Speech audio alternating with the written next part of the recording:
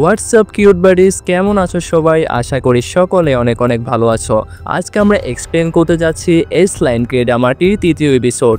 তো যারা আগের এপিসোড দুইটা দেখোনি তারা এখন আমার চ্যানেলে গিয়ে সে দুইটা এপিসোড দেখো এবং তারপর এই এপিসোড দেখা শুরু করো, কারণ সেগুলো না দেখলে তুমি এই এপিসোডটার কিছুই বুঝবে না। আর যারা নতুন এই চ্যানেলে তারা প্লিজ চ্যানেলটা সাবস্ক্রাইব করে রাখো। আমরা আরও অনেক ড্রামা এক্সপ্লেন করতে যাচ্ছি। যাই হোক, গত পর্বে আমরা দেখেছিলাম যে কাং যে রয়েছে সে ছাদ থেকে পড়ে যাচ্ছে আর সিন তার কাছে দৌড়ে চলে যায়।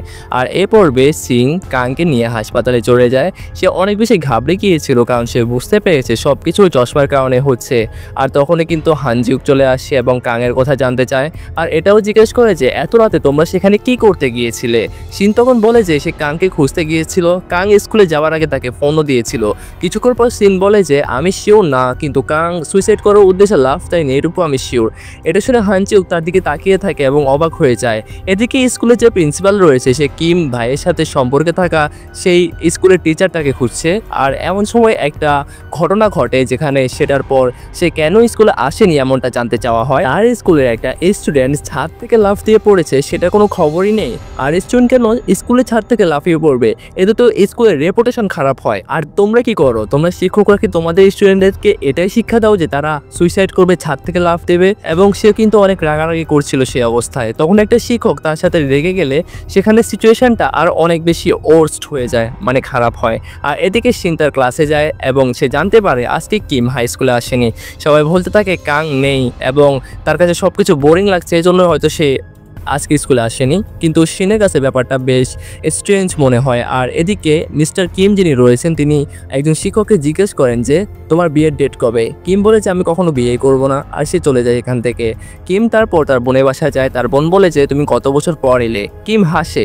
তো আমরা এখানে জানতে পারি যে কিম কানাডা চলে যাচ্ছে আর তার বোন তাকে জানায় যে এত ভালো চাকরি রেখে সে কানাডা কেন যাচ্ছে। কিম তার দুলাভাইয়ের ছবির দিকে তাকায় এবং প্রথম তার বোনের জামাইয়ের সাথে সে দেখা করবে এমনটা বোঝানো হয় আর কি।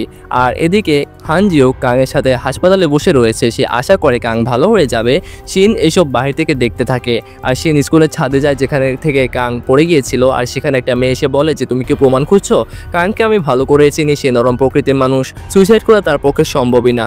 আর দেখো কিম হাই তাকে অনেক বেশি কষ্ট দিত আর কি। আর এ ঘটনার পরে কিন্তু সে সেখান থেকে স্কুলে আসেনি। আর এ ব্যাপারটা কিন্তু একটু সন্দেহজনক, তাই না? শিন বলে যে তুমি কে? মেয়েটা বলে যে আমি জিন, আমি পঞ্চম শ্রেণীতে পড়ি।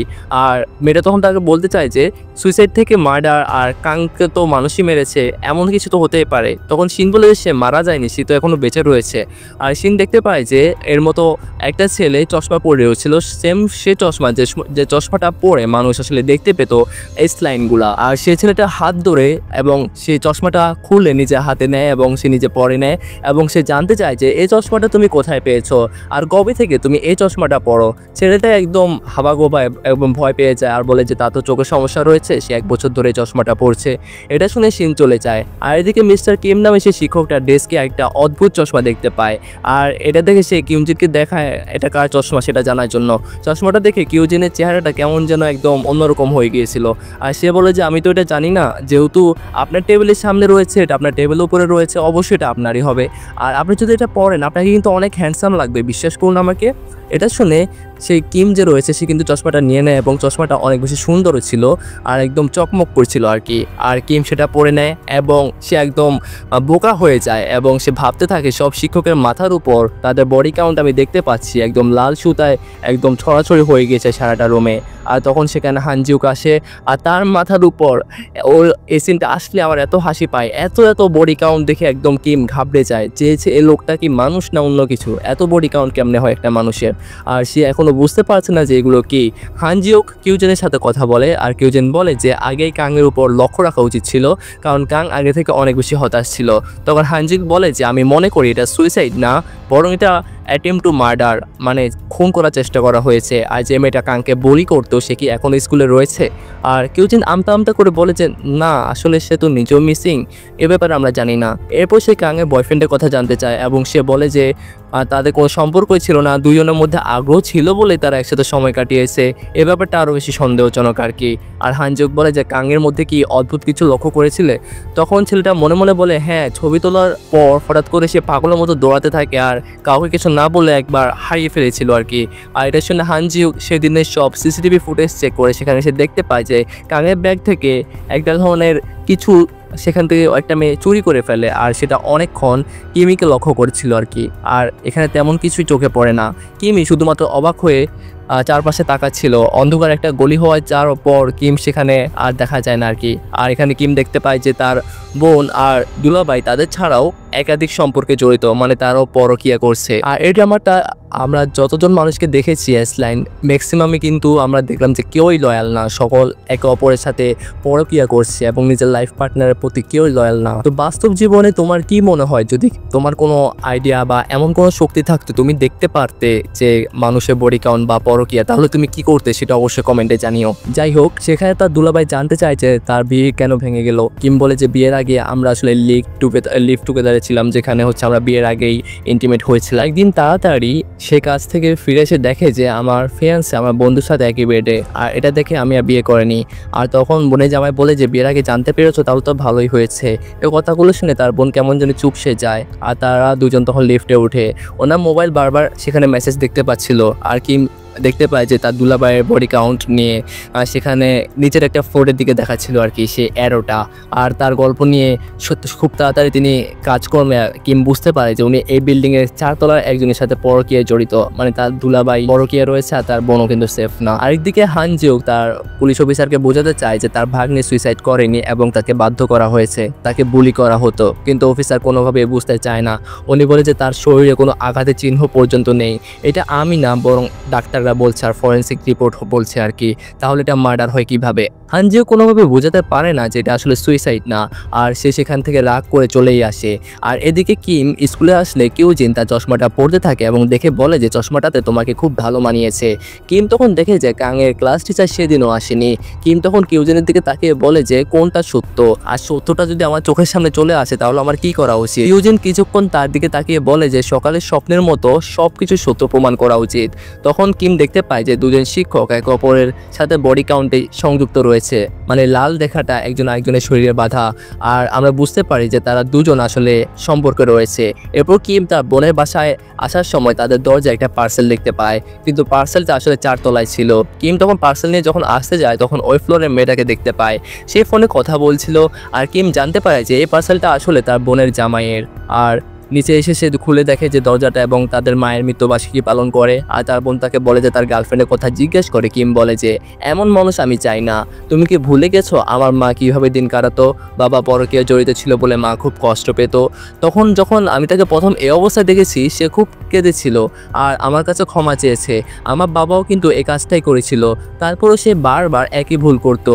আসলে কুকুরের লেজ কখনো সোজা হয় না, আর আমি চাই না আমার জীবনে বারবার একই ভুল আসুক আর আমি বারবার সেম ভুল করি। হ্যাঁ, আমি তাকে অনেক বেশি ভালোবাসি, কিন্তু তার মানে এ না যে তার সকল অপরাধ আমি মেনে নেব।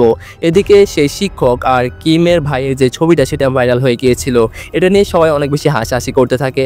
তখন আমরা দেখতে পাই যে সে টিচার মারা গিয়েছে আর ক্ষমা চেয়ে একটা চিঠি লিখেছে। মনোযোগ দিয়ে তখন সে লিখতে বলে আর দেখে যে লোকটা আসলে মারা যায়নি এবং সেখানে মারা গেলে পার্কিং এরিয়ার মাঝখানে 3 দিন ধরে থাকার কথা না। কেউ তো আছে যে একদম পিছন থেকে এসব প্ল্যান করছে এবং একজন মাস্টার মাইন্ড শিওর রয়েছে এখানে। আর অপরদিকে এদিকে শিন তার ক্লাস লিডারের আইটেমের সাথে স্পাইসি ফুড খেতে যাওয়ার সময় হানজুক আসে এবং সে এসে শিনকে গাড়িতে উঠিয়ে নেয় এবং বলে যে কাং তার ফ্রেন্ড হলে সে কেন কাঙ্গের সাথে দেখা করতে যায় না। শিকিং তখন তাকে দিকে তাকিয়ে বলে যে আমি তোমাকে সন্দেহ করছি না, কিন্তু কাং সুইসাইড করার কোনো কারণ নেই এবং এত রাতে কাং কেন স্কুলে গিয়েছিল। একটু পর শিন বলে যে আপনি কি কাঙের চশমাটা পেয়েছেন? তখন হানজিউক মাথা নাড়ে যে সে আসলে পায়নি এবং সবকিছু খুলে বলতে বলে যে কোন চশমা, কাং কি ধরনের চশমার সাথে জড়িত আর সেটার কালার কি ছিল। শিন তখন বলে যে চশমাটা খুঁজে বের করুন, আমি আপনাকে সব রহস্য সমাধান বলে ফেলবো। এটা বলে সে চলে যায়। এদিকে কিম তার বোনের জামাইকে ফলো করতে থাকে এবং সে দেখতে পায় যে উনি একটা হোটেলে রয়েছে আর কি। আর দুজন একসাথে ড্রিঙ্ক করে এবং কিম তাকে ফোন দিয়ে বলে যে তারা একটা মিটিংয়ে রয়েছে। কিম তখন বেরিয়ে আসে, সে হোটেলে অগণিত লাল লাইন দেখতে পায় আর হোটেলে তো এমন হওয়ারই কথা। আর বোনের জামাইয়ের সে মেয়েটাকে একটা রুমে তখন নিয়ে যাচ্ছিল। আর তখন রুম সার্ভিসে কথা বলে কিম তাকে বাইরে নিয়ে আসে আর বলে যে তুমি এসব কি করছো। আর ধরা পড়লে তো লোকটা তখন ঘাবড়ে যায় আর বলে যে তোমার বোনকে আমি কোনো কিছুই কম দেইনি, আর এটা কিন্তু আমার পার্সোনাল লাইফ, তুমি একদম নাক গলাবে না, বুঝছো। আর তখন কিম বলে যে তুমি ভালো হবে এবং আমার আপুর কাছে ক্ষমা চাইবে। লোকটা কিছুক্ষণ সময় চায়। কিম বলে যে তুমি কোনো উল্টাপাল্টা যদি কিছু করো তাহলে কিন্তু তোমার খবর আছে, আর এটা বলে সে চলে যায়। তারপর কিম তার বোনের কাছে গিয়ে বিদায় নিয়ে চলে আসে। তার কানাডা যাওয়ার সময় আসলে হয়ে গিয়েছিল। সে চশমাটা খুলে রেখে দেয় আর কিম মনে করে আবার পরে নেয়। আর কিউজিন বলে যে মিস্টার কিম, আপনার সাথে আপনার যে সকালে যে স্বপ্নটা রয়েছে সেটা কিন্তু পূরণ করেছেন, আমাকে একটু জানান। কিম বলে যে না। কিউজিন বলে যে আপনার উচিত পূরণ করা। তখন কিম দেখতে পায় যে সেই মেয়েটা প্রেগনেন্ট, যা তার বোনের জামাইয়ের যে পরকীয়া রয়েছে সেটার সাথে সম্পর্কিত। তখন কিম তার বোনের ফ্ল্যাটে ছুটে যায়, দেখতে পায় যে তার বোন গাড়ি দিয়ে অ্যাক্সিডেন্ট করেছে। এটা থেকে সে আটকায় এবং সেখানে তার বোনের জামাইও আসে। আর তার বোনের কাছে না যেতেই সে মেয়েটা চলে আসে এবং রাগে তাকে মারতে থাকে। তখন কিমের বোন তাকে থামিয়ে বলে যে ওটা তো আমার হাজব্যান্ড না, ও ওই মহিলারই হাজব্যান্ড, আমি তার জীবনের দ্বিতীয় মহিলা, এমনটাই হচ্ছে রিয়েলিটি। আর মানে তার বোনের সাথে ওই লোকের পরকীয় সম্পর্ক। মানে এতক্ষণ আমরা ঠিক উল্টোটা বুঝে আসছিলাম। আর এটা শুনে কিম হতবাক হয়ে যায়। আর এদিকে হানজিউক যে লেটার দিকে তাকিয়ে সেটা দিয়ে ভাবতে থাকে যে এটা অন্য কেউ লিখেছে, কারণ একটা কিছু তার মনে পড়ছিল এবং দৌড়ে তার বাসায় চলে যায় এবং কাং রুম চেক করতে থাকে এবং সেখানে ডাইনি সিনের কাছে চলে যায়, জানাতে থাকে যে সে যে চশমার কথা বলছে এটা সেই চশমা কিনা। শাইন ডায়েরির দিকে তাকিয়ে থাকে এবং একটা এস লাইন এঁকেছে। হানজুক বলে যে চশমা পরে কি দেখা যায়? শিন বলছে এস লাইন দেখা যায়। আর এটা শুনে হানজুক একদম অবাক হয়ে যায় এবং শিনের দিকে তাকিয়ে থাকে। আর এভাবেই কিন্তু আমাদের এই এপিসোডটা এখানে শেষ হয়ে যায়। আর পরবর্তী এপিসোড অলরেডি রিলিজ হয়ে গিয়েছে, আমরা খুব শীঘ্রই সেটার এক্সপ্লেন নিয়ে আসবো। তো সেটা দেখার জন্য আমাদের চ্যানেলটা অবশ্যই সাবস্ক্রাইব করে রাখবে আর এই ভিডিওটাতে একটা লাইক করে দিবে, শেয়ার করে দিতে পারো তোমাদের বন্ধুদের কাছে, আর কমেন্টে জানাতে পারো কেমন লাগছে এই ড্রামাটি। তো দেখা হচ্ছে পরবর্তী এপিসোডে। ততক্ষণ পর্যন্ত সবাই ভালো থাকো, সুস্থ থাকো, টাটা।